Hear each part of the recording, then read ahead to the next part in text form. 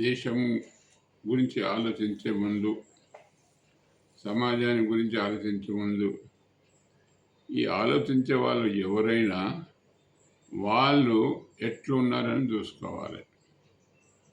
ఉదాహరణకి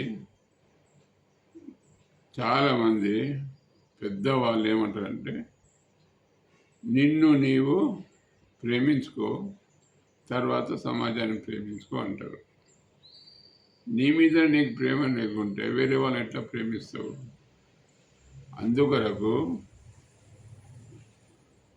ఎవరిని వారు మీద ఇంట్రెస్ట్ పెట్టుకోవాలి, ప్రేమించుకోవాలి. వాళ్ళకున్న కళను, వాళ్ళకున్న విలక్షణ లక్షణాన్ని వాళ్ళు లవ్ చేయాలి. లవ్ చేసి దాన్ని డెవలప్ చేసుకోవాలి.